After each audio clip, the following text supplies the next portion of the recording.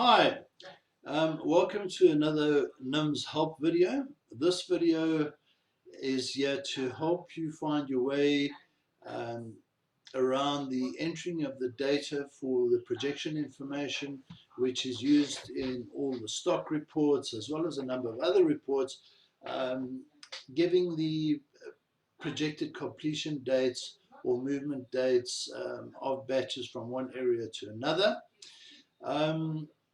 We start off by understanding that the projection data is actually linked to either to a seed lot or to a clone. Okay, that's where we start. So what actually happens is this is the default projection data for this seed lot over here.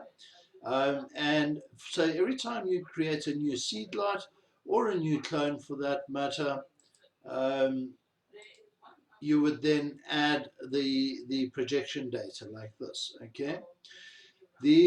What is important to remember, however, is that when you add a batch, whenever you add a new batch and you select your clone, it's going to come to this file and find the projection data for this specific clone or seed lot. Okay. So to just help us along here and make this a little bit more understandable, I have gone and created a number of empty batches. So I've created these 5 batches which we can use for demonstration purposes today. So if we had to now go to propagation batch, okay, and we had to choose P795, and I had to, for instance, select PC115, okay, it then will automatically add your projection data like this, okay.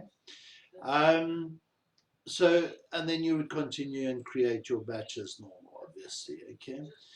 The issue that we are having with the data today is that the data for CP1515, okay, is actually incorrect. So whenever you're choosing a CP1515, you're getting this weak data, which is still correct. If we then go back to the clone and we choose CP1515, okay, you'll see we actually need to upgrade this data over here.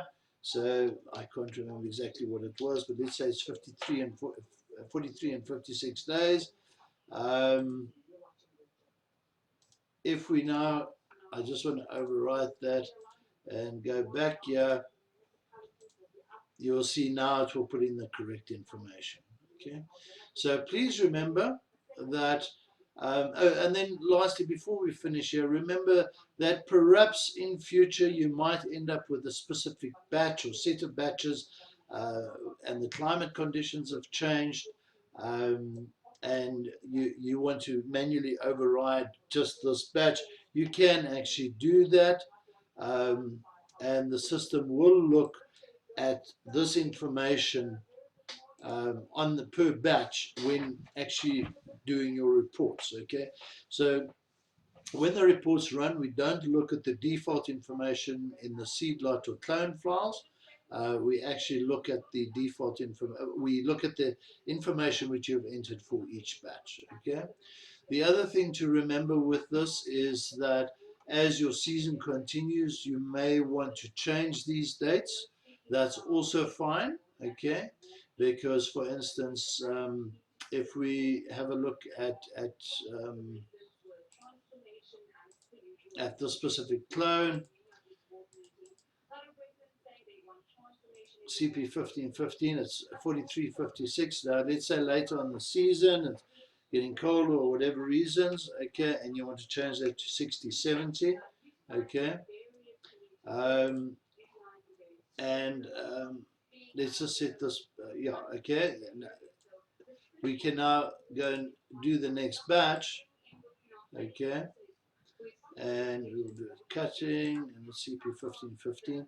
It will now use the new one, okay, but it doesn't go and change the old information. That still stays the same. So you can update your default information as conditions change without having to worry about it changing your historical data. Okay. I hope that sort of clarifies how the whole projection data flow works and where it comes from and where to fix things and change things when necessary. Great stuff. Enjoy your day.